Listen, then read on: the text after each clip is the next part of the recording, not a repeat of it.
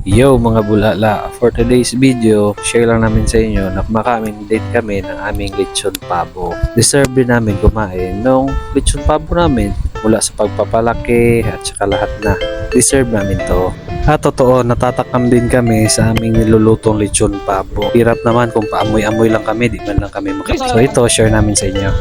Di ba namin afford kumuha ng endorser ng aming lechon pabo, kaya kami lang muna magtitigim ng aming lechon. So share ko namin sa inyo yung experience namin. Lechon pabo. Thank you sa mga orders. Naka-lechon pabo food me. Amo ha. Noon pa lang muna, wa mi ka sa lechon pabo. Ano, nga ulap. Gusto ko ng laman. Laman na ako. Hindi, ang laman gulano. Gusto din. Yummy. Isa sa fave ni Angel, yung tawagin niya gulay. Yan, dahon ng sibuyas. Isa yan sa staff ng aming lechon pabo. Siyempre may pinagmanahan yan, kaya gusto niya rin yung dahon ng sibuyas. Malasa kasi yan, kasi andyan yan sa loob. Malamang dito rin siya nagmana. Ito isang meat sa pagpapabo. Mas masarap daw or mas malambot daw ilechon pabo yung matatandang pabo, yung sobra 1 taon, 2 years, mas matanda daw, mas anong sinasabi nila, mas malambot. Diyos ko, ala sige doon kaya sa matandang pabo. Talagang malambot yung matandang pabo. Bakit yung pinapakuluan bago lutuin, bago lechonon? Well, sa experience ko lang naman to. Experience ko siguro na lechon ko pabo, mahigit kumulang 50 heads na. Yung nagsabi ng naglechon sila na matandang pabo, siguro 3-4. Ito gusto din to nila, sabaw daw. Yan yung juicy, or pinapakita namin yung juiciness talaga ng aming lechon pabo. Yan, sobrang juicy yan. Sinasabaw pa namin yan sa kanin. Malasang malasa yan, promise.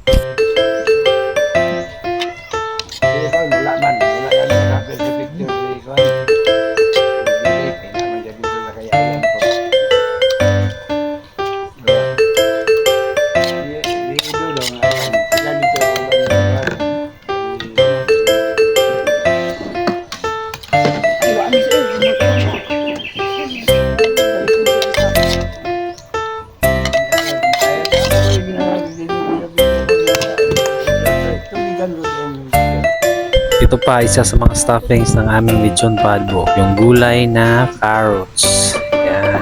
Malasa din yan. Na sobrang lasa, pwede na ring iulam. Itong lechong pabo na to is nasa 4 kilos din to siya na lechon pabo. So, kasya na siya 5 to 8 heads. So, compare mo siya sa ibang lechon, medyo competitive din yung price ng lechon pabo. Sa pabo mismo, nasa 350 na yung kilo. So, mahigit pa doon yung kilo or live weight na presyo natin. Hirap naman kung negosyo tayo ng palugi. So, ganun talaga medyo.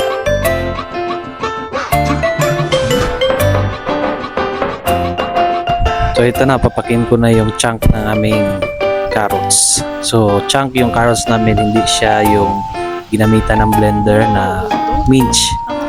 Halos di mo na malasahan kung kainin. May tanglad pa rin naman yung aming lechon pabo para aromatic, pero more on gulay talaga kami, yung carrots at saka yung dahon ng sibuyas kasi yung nauulam din yun. Masarap din talaga siya, neutralize din siya sa alat. Ito ang tawag namin ito, para daw sa pare, yung laman loob ng aming pabo.